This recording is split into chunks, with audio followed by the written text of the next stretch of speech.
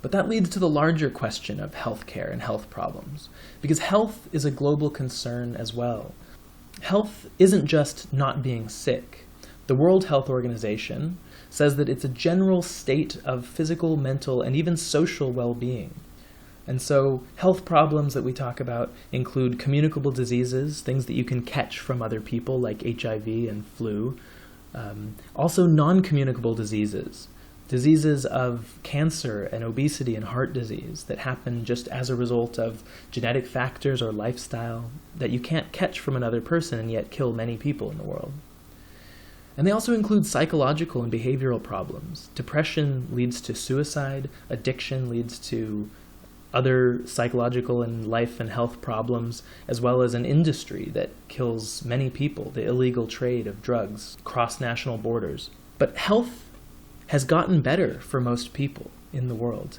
In the United States, life expectancy has been increasingly going up for more than 100 years. In all of human history, life expectancy generally was around 40, which is what we call middle-aged. But since the Industrial Revolution has hit, we've seen life expectancy, despite all of the other things, the Great Depression, world wars, terrorism, crime, everything else, life expectancy has continued to go up until it's reached almost 80 in the United States and over 80 in other countries. There are positive effects of industrialization, including an increased access to food. Very few people in industrialized countries are generally starving. There's been scientific innovations in medicine. We can vaccinate against viruses and cure many bacterial infections with antibiotics, as well as fixing injuries from accidents. With industrial production and medical training, we could potentially provide medical care for everyone. The resources exist. Urbanization, our general movement towards cities, and industrial transportation give people easier access to medical care so that those doctors and those facilities in one place can be accessed by many people. And interdependence, as we've talked about before, and open social mobility lead to decreasing violence in general. On the other hand, we've seen industrialization lead to pollution of water and air, increasing cancer rates. Industrial and post-industrial lives generally involve a lot less exercise as we drive to work and sit at a desk for much of our work life. And although we have more food, we're also eating more and more of it that's highly processed and preserved with salt and other chemicals, and eating more and more meat and fatty foods rather than vegetables and other things that are good for us. This is something that's often posed as a personal problem, that people just need to eat better and get more exercise. And yet this is the social structure that we live in, a world that's constantly advertising these foods to us that are specifically designed to make a profit for the corporations that sell them, to be addictive. Urbanization and transportation, while they can be helpful in terms of access to medicine, also lead to a quicker spreading of diseases. Diseases that begin in one country can potentially become global. So we've seen a globalization of disease as people board planes and travel across the sea. New norms have popped up in some crowded places with a lot of mass transit. These are people in China wearing surgical masks to avoid spreading disease on a subway. And although there are less individual acts of violence by people, there are new technologies that make one person killing many people much easier and allow them to do it from a further distance. And we've seen inequality growing recently in many countries, which leads to greater strain between what we know we should be doing and what we can do. So life expectancy has gone up in many parts of the world, in most of the world in fact, but not everywhere, and not everywhere equally. There are still generally the poorer regions of the world which have a much closer life expectancy to that of pre-industrial civilizations. Here in the United States and across the world, there's unequal access to healthcare. In the United States, we mostly have a free market system of healthcare, which gives us options and encourages companies to come up with new solutions. And yet, being as medicine is provided for profit, it leaves many people behind. And there are many in the United States who don't get the healthcare that they need. Most other wealthy countries have more government help, some form of government regulation or welfare system for healthcare. But in poor countries, their governments cannot afford to provide such healthcare. All of this leads to very different causes of death in the wealthy, developed regions of the world and the poorer, developing regions of the world.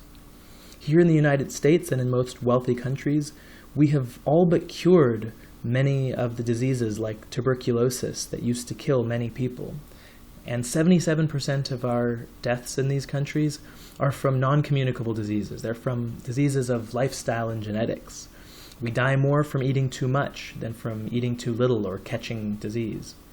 However, in developing regions, many people don't have access to it, and so the majority of deaths in developing regions are still coming from those preventable, communicable diseases because of a lack of health care.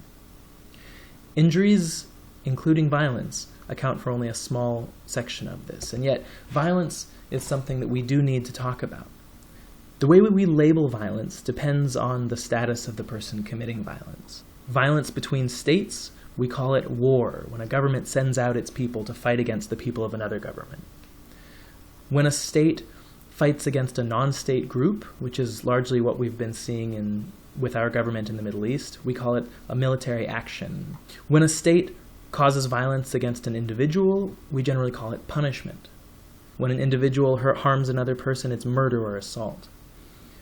And lately, the kind of violence we've been hearing the most about is terrorism, which is violence by non-state groups. And it's generally used as a social movement. It's a way of coercing governments and other people into getting what you want. In some cases, it's people fighting for independence. In some cases, it's people fighting for what they see as proper culture of their region. In some cases, it's people fighting for the right to equal opportunities for life and freedom and wealth. Overall, though, in the globe, violent deaths have decreased hugely, especially in industrial countries. Homicides in Europe here going down consistently from about 1300 to recent times.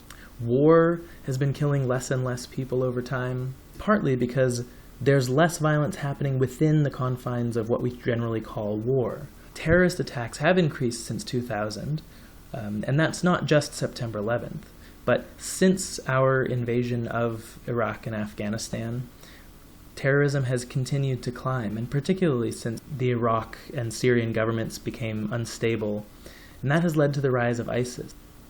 Even so, many groups have used terrorism in the past, not just what we call Islamic extremists. In Europe, terrorism was a much greater problem a few decades ago, as various groups within Europe fought for their own social movements, using violence. But violence is a serious social problem. So what's the solution? Do we punish people or try and rehabilitate them? Do we try and prevent people from acting out violently to begin with by fixing poverty and inequality? Do we deal with mental illness and addiction in a more direct way by providing access to those services? Understanding society is the first step to changing it. So I encourage you, as you go through the rest of your lives, whether or not you ever take another sociology class, to keep learning about this social world that you live in. Stay active.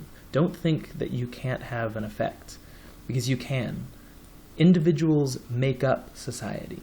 So be the change you want to see in the world, as Mahatma Gandhi said. Break the chain of ignorance and disempowerment and change the world.